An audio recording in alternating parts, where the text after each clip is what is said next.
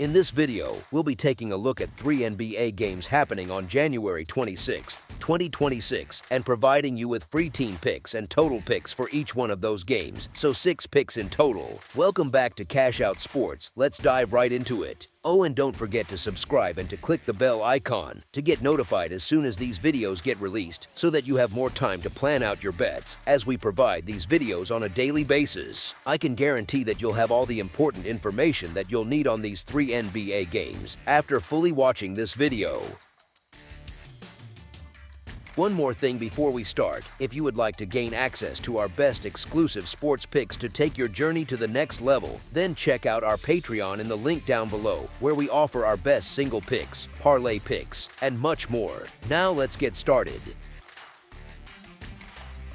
Los Angeles Lakers versus Chicago Bulls. The Los Angeles Lakers head into the United Center to face the Chicago Bulls on Monday, and both teams are walking in with a little swagger right now. The Lakers just beat the Mavericks, then fell to the Clippers, and they already have the Cavaliers on deck next. They have taken 3 of their last 4, so on the surface it feels like things are trending in a nicer direction for them. Chicago has a strong case for being just as confident, maybe even more so. The Bulls are coming off wins over the Timberwolves and the red-hot Celtics, and they get the Pacers after this. They have won 14 of their last 22 games, which is quietly a really solid stretch for a team that a lot of people had written off earlier in the season. From an injury standpoint, both sides have moving pieces, but the tone is very different. The Lakers are monitoring Austin Reeves, who is close to returning, and if he is cleared, they could finally have their full group on the floor again. The Bulls have ruled out Zach Collins and Trey Jones once more, so their rotation stays a bit thinner, even though the core of the group driving this recent surge is still intact. Given how both teams have been playing, it is not shocking that the spread opened up on the short side. Odds makers are clearly respecting the recent form on each side. With the possibility of the Lakers having everyone available, it makes sense that they are projected to open as slight road favorites. At the same time, the Bulls have looked like a different team over their last 6 or so games, and that gritty win over Boston was the kind of result that sticks in your head if you are in that locker room. Here is where things start to feel a bit off. This number really does not sit right when you look at how the Lakers have played without Reeves. They have had real issues with consistency since his injury, including stretches where they simply cannot buy a bucket and the offense feels stuck in mud. By contrast, Chicago keeps stacking wins, and yet the market still treats them like the same old version that could not close games. It almost feels like people are determined not to believe in the Bulls. They have taken 14 of their last 22, and 15 of their 23 total wins this season have come at home, so this building has been kind to them. They have also won 6 of the last 8 meetings against the Lakers, which is not nothing when you are trying to figure out how these styles mesh. Against the number, Chicago has been even more impressive in this specific role. The Bulls are 11-2 against the spread in their last 13 games as a home underdog. 10 of those 11 covers were outright wins, which means they are not just sneaking inside the line, they are flipping the script entirely in a lot of these spots. You can absolutely make a case for the Lakers if you trust their talent edge and assume a clean injury report, but the recent form, the home court, and the matchup history all tilt slightly toward Chicago. Right now the Bulls are the hotter team. They are comfortable in this underdog role at home, and it is very reasonable to expect them to be live for a minor upset in front of their own fans. As our first pick for this matchup, the Chicago Bulls to cover the spread as underdogs is our full game side pick. The Los Angeles Lakers are averaging 116 points per game on 49.4% shooting from the field while allowing 116.3 points on 48.5% shooting. The Los Angeles Lakers are hitting 35% of their threes and 77.6% from the free throw line.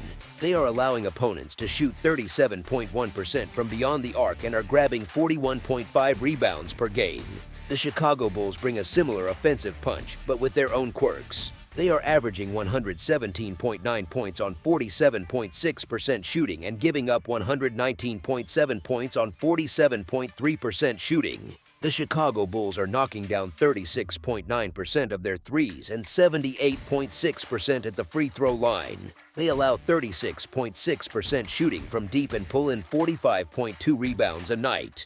On paper, those numbers hint at a high-scoring environment since both teams sit in that mid-100 teens range on offense and both allow fairly efficient shooting. The three-point percentages on each side suggest that open looks from outside can turn into points quickly if either team finds a rhythm. Rebounding tilts slightly toward Chicago, which could mean a few extra second chance opportunities, but nothing so drastic that it totally warps the flow of the game. Still, the raw averages do not always tell the full story for a single night. Both teams can go through scoring droughts, and the Lakers in particular have had stretches where their offense stalls and they lean more on half-court possessions. If the Bulls decide to tighten things up on the glass and force the Lakers into tougher looks inside the arc, that can shave a bit off the overall pace and scoring tempo. There is also a real chance that this game takes on a more physical tone as it progresses, especially if both sides understand how important this stretch of the schedule is. More physical play usually means more contested jumpers, fewer easy transition buckets, and a few longer, grinding possessions that chew clock. Free throws will still factor in, but if perimeter looks are even slightly more crowded, the total can land lower than those season-long offensive numbers might suggest. Put together, it sets up as a game where points will come, but not necessarily in a wild, runaway shootout that blows past expectations. If the pace dips just a bit and both defenses manage to force tougher shots in key stretches, the final combined score can stay tucked under the projected number. As our second pick for this matchup, under the projected total is our full game total pick. Memphis Grizzlies versus Houston Rockets. The Memphis Grizzlies roll into the Toyota Center on Monday to take on the Houston Rockets, and these two could not be heading in more different directions right now. Memphis is coming off losses to the Hawks and Pelicans, with the Hornets waiting next. They have dropped 8 of their last 12, and you can feel the weight of that kind of skid on a team. Houston's vibe is almost the complete opposite. The Rockets just beat the Pistons, fell to the 76ers, and now get the Spurs after this one. They have won 5 of their last 7, so confidence is naturally starting to build again in that locker room. In terms of personnel, the Grizzlies are still dealing with a long injury list.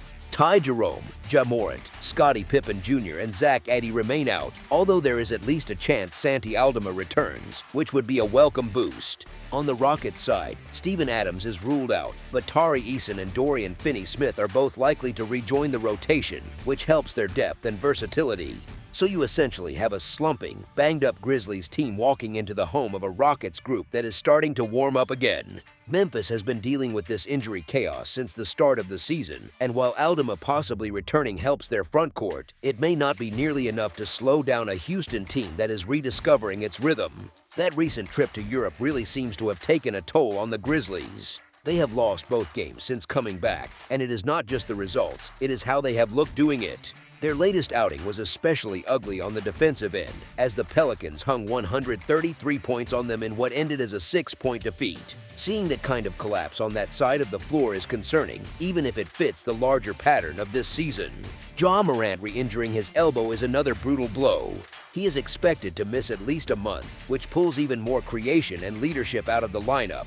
With the trade deadline creeping closer, it is not hard to imagine Memphis exploring moves to see if there is anything left to salvage from this campaign.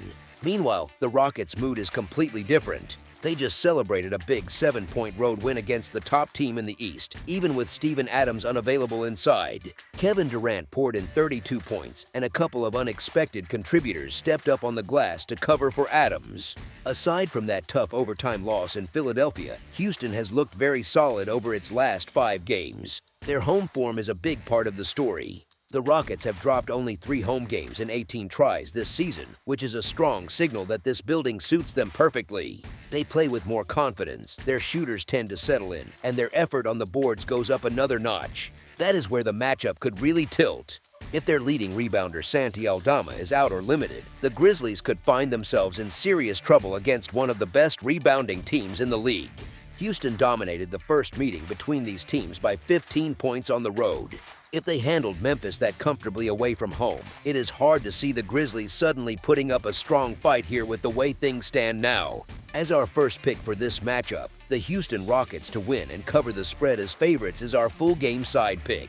The Memphis Grizzlies are averaging 115.6 points on 45.6% shooting from the field and allowing 116.7 points on 46.2% shooting. The Memphis Grizzlies are hitting 35% of their threes and 80% at the free throw line.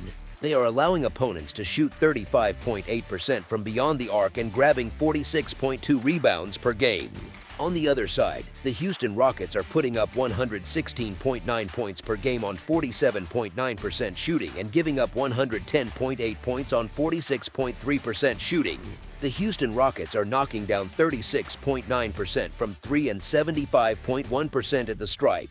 They are holding opponents to 34.9% from deep and hauling in 47.9 rebounds a night. So both teams sit in that mid-100 teens range offensively, but Houston's defense, especially in terms of points allowed, looks a bit sturdier across the season.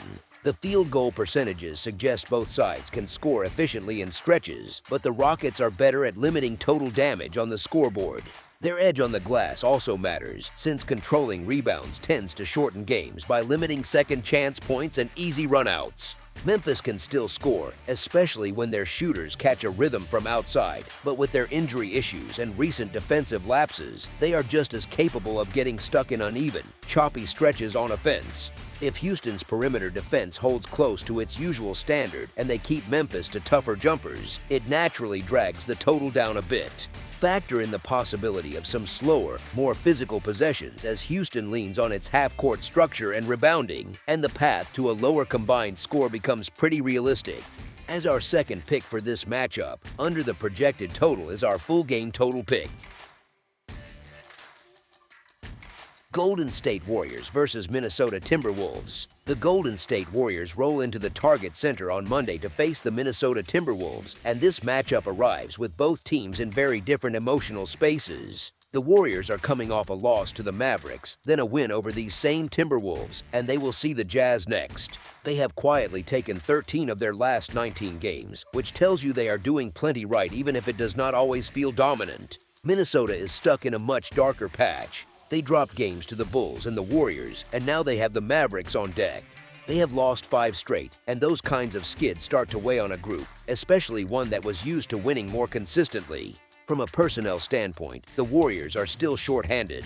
They are playing without Seth Curry, Jimmy Butler, and Jonathan Kuminga, so their rotation is thinner than it looks on paper. The Timberwolves are still missing Terrence Shannon Jr., which does not gut their core, but it does chip away at their depth. Golden State pretty much controlled the second half of last night's win, and they managed that even while shooting just 42% from the field. That kind of result usually boosts confidence because it shows they can grind out a win even when the shots are not falling cleanly. Here is the catch, though. It is always a little nerve-wracking backing a team like the Warriors on the second night of a back-to-back, given their age profile and the injury report. Their road form has also been shaky at times, which is not exactly the trait you want when you are catching points away from home. At the same time, this is a pretty steep number for a Timberwolves team that has dropped 5 straight and is still trying to rediscover its footing. There is also the odd pattern that the underdog has won outright in the first 2 meetings between these teams this season. That suggests the gap on the floor has not been as large as some of these spreads would make you think. Yesterday's performance from Minnesota was rough, and you almost have to wonder if everything happening around the city off the court is seeping into the on-court energy a bit. It is always tricky to beat the same opponent in their own building on back-to-back nights, so that part naturally favors the Timberwolves. They have every motivation to respond and grab a bit of revenge, and it would not be shocking if they found a way to do that. Still, given how high this line is, how resilient Golden State has looked recently, and how the first 2 meetings have played out, it feels reasonable to expect the Warriors to keep this close even if they do not win outright.